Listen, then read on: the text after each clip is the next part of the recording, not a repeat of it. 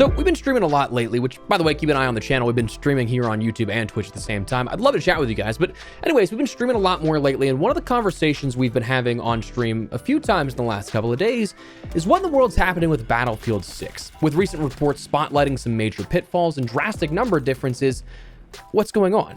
Should it be alarming? And can it be fixed?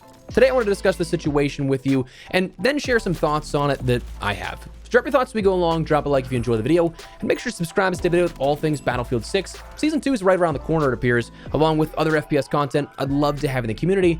But for now, let's get into it. So if you haven't heard, what are we talking about? Well, first, there were a couple of reports here that came out that are a little concerning. A week and a half ago, the Game Business reported via Ampere, a leading analytics and trend firm, that Battlefield 6 Redsec had a muted launch. Whereas the main game provided a strong performer, the number of Battlefield 6 players increased by just 3 million as a result of this free game/mode. Now, while talking about the launch itself and not necessarily maybe where we've been since then, it's also something we should consider that it's also seen that raw data from Steam has indicated a rather steep drop, seeing a drop in player counts of roughly 80% since the game's launch, even during a holiday window.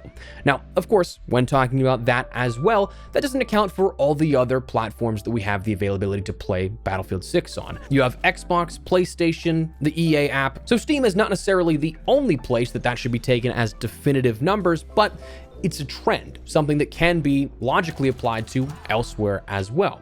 So obviously, both of those reports are not ideal from a perspective of managing the games, especially when you consider that Battlefield 6's internal team had set a lifetime goal of 100 million players in the window that Battlefield 6 was released until when their next project would release. Whether that's a Battlefield 7, some other spin-off, we don't know, but in the presumed 2 to 3 year window or so, they were hoping to gather 100 million players.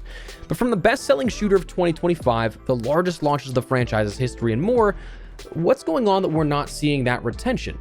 What can be done? Well, I think we can kind of take this into 3 different categories here. 2 things directly for Battlefield 6 as a whole, but 1 more so talking about the muted launch of Redsec and what we've seen so far. First and foremost, better content cadence is one of those things that I think could be very beneficial to the game. I think from a more casual perspective, I think some of the quick decline can be attributed to that content cadence. Battlefield has always had the longer wait times between content. I mean, we've seen even some games not even offer their first post-launch offering upwards of 6+ months after the launch of the game. Like, that's a real timeline for those that don't remember. And yes, yeah, you can attribute it to 2042 and the poor launch that it had in November, but Season 1 wasn't until June. The point being, content has always been a slower rollout in Battlefield compared to games like Call of Duty as a direct competitor. However, I do think that Battlefield 6 has laid some of the plans well for what Season 1's rollout could have looked like and what we go on in the future, for like the bones of everything. From a multiplayer perspective, I think that a few weeks after launch was a great time. Capitalize on the hype, get people more content, and so on. Redsec was a bit of a different story, and we'll touch on that in a few minutes, but for Season 1 multiplayer, I didn't really have an issue on when they launched Season 1. Another really good thing about it was the bones of the content, with 3-week cadences and regular drops as the sort of structure to the season. A new large update every 3 weeks was a great concept to see up front. Now, where I think it faltered was that while the bones of the major update every 3 weeks were good, the content that came along with it wasn't so good. The first week was the most substantial of the seasonal update for sure. Like, that's your introductory, your launch of the season. That's always going to be your biggest update for the entirety of the season.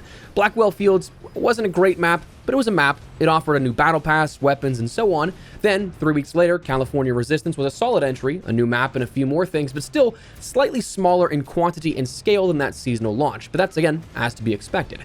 However, when you got to Winter Offensive, that's where I think they really dropped the ball. A melee, a limited time track for the battle pass, and an LTM that, in my opinion, wasn't that good, was not a lot to really keep people coming back for the holiday break here. So when you have those holidays there, and right now we don't know when Season 2 kicks off, I'm thinking personally like not next week, but the week after, so mid-January. But you go from the 9th of December, dropping a sort of weekish update to round out the season as the final update for the season, and then you have nothing for another month.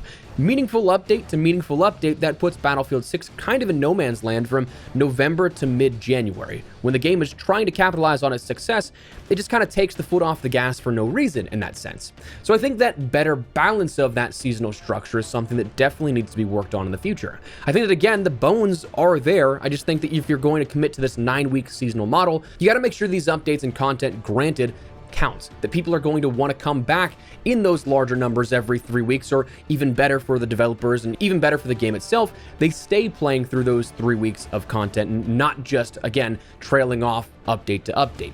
I'd like to personally see at least a map and update, 3 per season. Maybe that's overambitious, but I think that crushes the baseline of expectations of content compared to recent historical offerings and the game's content rollout. I'd also like to see some more consistency with weapons, better game modes and things like that, but also balancing them out more so that you can avoid this long back half of the season with lackluster support. And that's another thing, lackluster support.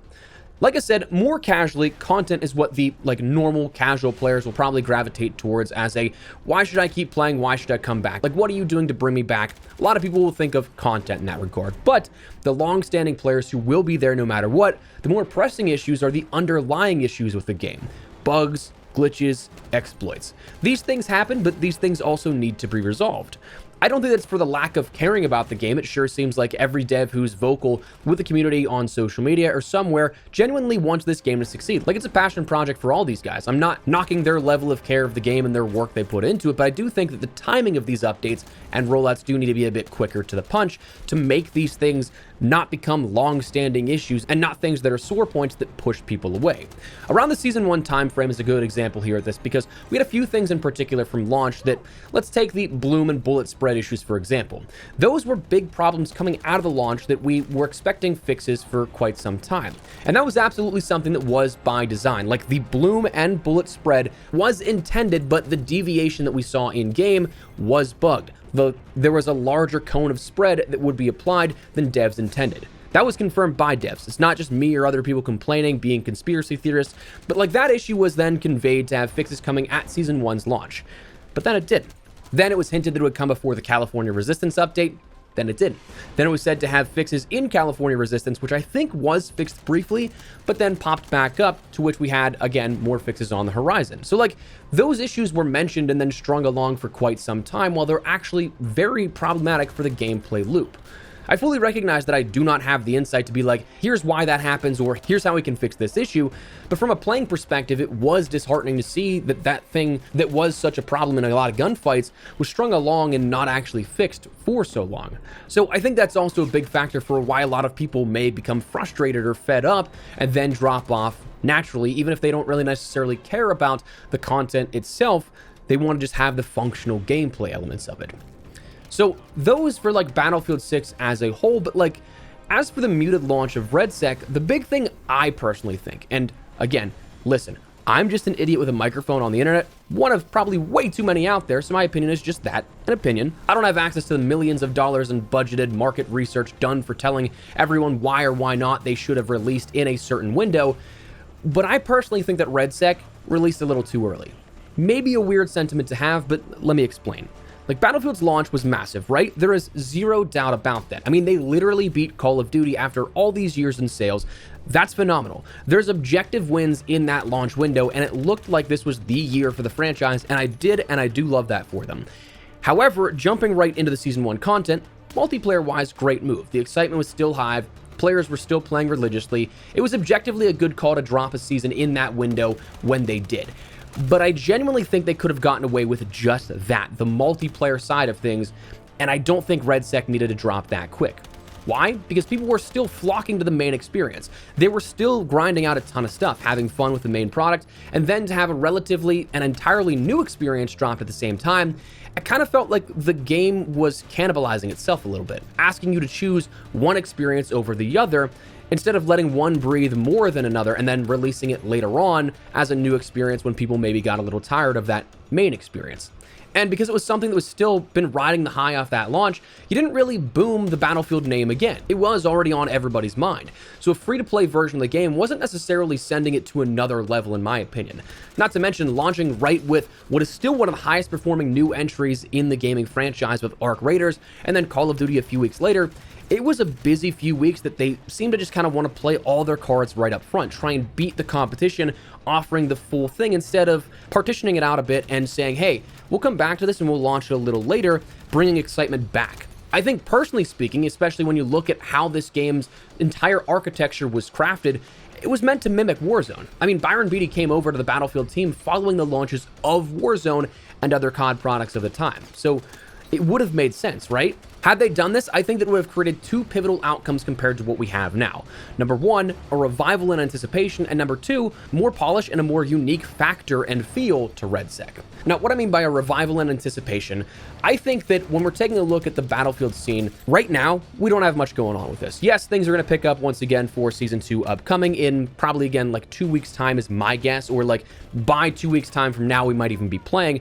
But what I think we would have seen is that, like, things start to die down after a couple of seasons, yes. But then you start getting these new teasers, these new leaks, pointing towards something of a new experience. I think, had you not even mentioned that there was another experience that teased Battle Royale at the reveal for Battlefield 6, this would have gone even crazier.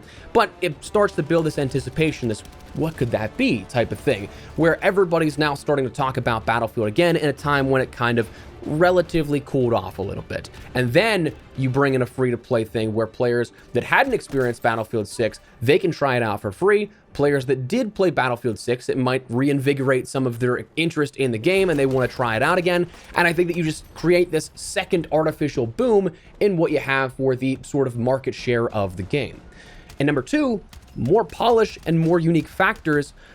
Listen, I don't have anything against Redsec in the slightest. It's fun, but being a more casual to the Battle Royale genre in recent times as opposed to years ago when I was playing every single one for hours. Like we've talked about it here on the channel. I've played since the very earliest mods making Battle Royale experiences 10 plus years ago. Redsec at the moment doesn't offer that unique factor that I think it would like to say that it can achieve. I think given more time to develop and bake, you'd have a bit more that could have been done to make it a unique experience, perhaps. Like, if we're being entirely honest with ourselves, what does Redsec offer that another Battle Royale out there doesn't? Tanks, maybe? A hybrid system between looting versus loadouts? I mean, there are some things, sure, but nothing that, like, really stands out as the main focal point of, like, here's why you should play Redsec over something else. So I think you'd be able to have more time to develop a more sort of unique experience and identity for Redsec if you add a couple of more months to end up building it out a little bit. Now, grand scheme of things, maybe that doesn't do anything to help that out. Maybe this was the initial plan all along, but it's one of those things that I just feel like they tried to push it out to beat other experiences on the market because there was a stacked Q4 for some games. So maybe I'm wrong. Maybe that's something that is just an entirely misrepresentation or misread of the situation, but overall, grand scheme of things, this isn't the lowest we've seen Battlefield, but it is exacerbated by the fact that this year's highs were so high. So you see those massive peaks that the franchise hadn't hit before or hadn't hit since some of the golden years, perhaps, depending on who you ask. And then those player counts just dropped off to where they're probably a relatively normal post-launch window for Battlefield. So it's just like, instead of seeing a 50% player drop, it's an 80% drop that we've seen or something like that. Whatever the numbers were, I forget off the top of my head. But I do think this can be rectified in a few simple ways, as we mentioned. So that said, that's where we're going to wrap it up. Let me know your thoughts down below. What do you guys think of the whole situation with Battlefield since its launch and the decline in player counts we've seen? Is there anything in particular you think could be an easy fix for the franchise? Do you think it's just doomed to just kind of sit here for the rest of its life cycle? Let me know. But if you guys enjoyed the video, you found it at all insightful, do me a favor and drop a like on it. Of course, if you're new to the channel, make sure you subscribe so you don't miss a single thing regarding all things Battlefield 6 and plenty more FPS content. I'd love to have you in the community. But for now, thanks so much for watching. Mod has been Espresso. I'll see you later. Take care and peace.